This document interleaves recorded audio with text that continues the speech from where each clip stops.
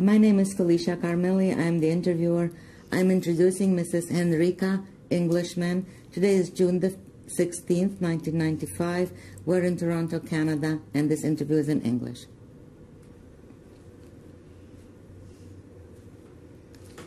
My name is Henrika Englishman. My maiden name is Brandon.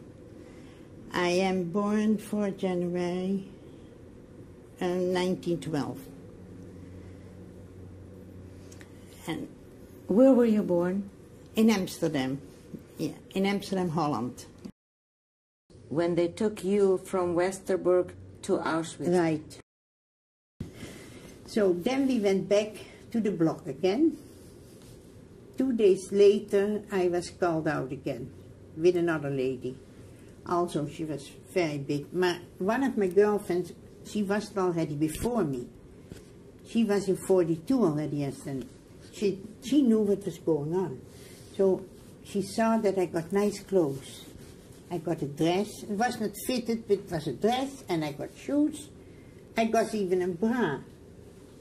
So she said, "Where are you going?" I said, "I don't know. They take me somewhere." Then she started crying. I said, "What happened? Why you cry that I go away? I will be back." She said, "I don't think you will be back." I said, "Why?" They sent me to the Hurenblock for the German soldiers. They sent you there? Yeah, and the other girl. They sent us there. But what was it? They made also pictures.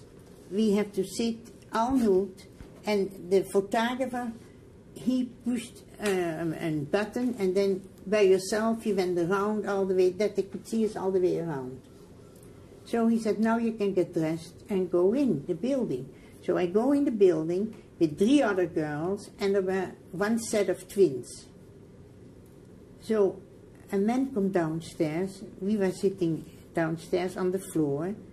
He said, "Who are you and who are you?" And now we told him our name. "Where are you from?" So I said, we all are from Amsterdam, Holland. He said, "I am Polish born, but I lived in Belgium." So he said to me, "And you come with me." And then, oh God, there it goes. I was afraid. I didn't know what happened. He said, "I don't let you go there." He said, "It is very dangerous. We call it the poof." They called it the poof. That was the name for them. We said the Hurenblock, but they said the poof. The poof block. Yeah. So he took me upstairs. I never forget it. And he gave me a tangerine. I said, "Why are you doing that?" He said, "Because I feel you don't eat, and I see you get, you know." So he said, "And I don't want you to go there." I said, "Where do I go?" I said, "I didn't." He said, "You go to the poof." So then he explained what the poof was. And so, what was it? What did he explain? It was a Hurenblock for the German soldiers there. How old were you then, Henrika? How old were you then? I was 29. 29? Yeah, 29. So then he said, "You stay here." I said, "Yes, but the car goes back again." We went also in a big truck, you know, an overfall car we called it. He said, "I take care of you, you go back." I didn't know why he was so nice to me, but because I talk Dutch, but I said the other girl talked Dutch too. He wanted me to take out. So, and I was sitting there and I was eating my tangerine. Now it was for me gold, you know. So, and then he said, "I take care of it, that you go to the zone and don't worry about it." That you go to where? To the zone. He called it the zone. Yeah. Yeah. So he said, "Don't worry about it." I said, "But what about you?" He said, "Don't worry about me too." So finally, when the other girls all were gone, then he looked out the window and he saw that everything was gone. So he said, "I wait till the other overfall car is coming and I put you in there." And that was it. And he saved my life, that man, really. And I never forget it. He told me who he was, and that was it. Do you remember his name? No. A Polish name was it, but I really, they didn't say his name, you know. He He told me that he was a doctor, that he was born in Poland, but lived in Belgium. And Then he was a doctor? He was a doctor, yeah, he was a doctor. So...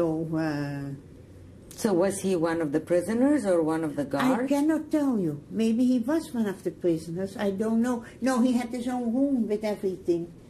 So I don't know what it was. He was not Jewish. He was not Jewish too. I see. So, and that was it. And then he put me in the other car.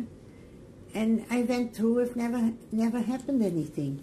So I came back to and then the friend of mine who was in the other block, she saw me. Was she happy to see me back? She said, I knew what was going on, where you got dressed and everything. She said, but I didn't want to worry you. But when I came back, oh, she kissed me and then she saw me back. And the other girls, did they come back? No. They didn't come back. And it was also a girl who lived in my street and where I was brought up with. We went to school together and everything. She never came back. No, no. Okay, so what else do you remember from Auschwitz?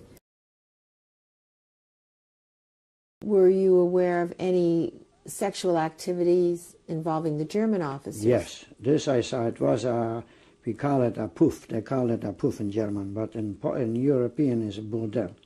That was 18 girls, and they looked after. They went to them like. Where were they? Where were they In kept? the camp, they had a special barrack, a special nice barrack, with a swimming pool, a little, It was not far away from me. And the Germans went to them and to have a good time. A doctor was there, and the doctor had an office who says, Doctor so-and-so.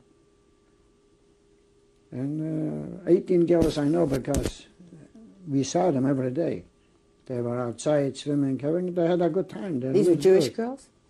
I don't know. Or just girls from the camp? I have no idea. It was international, maybe Jewish too. I have no idea. He told me that he was a doctor, that he was born in Poland, but lived in Belgium. And Then he was a doctor? He was a doctor, yeah, he was a doctor. So... So was he one of the prisoners or one of the guards? I cannot tell you. Maybe he was one of the prisoners. I don't know. No, he had his own room with everything. The doctor was there, and the doctor had an office who says, Doctor so-and-so.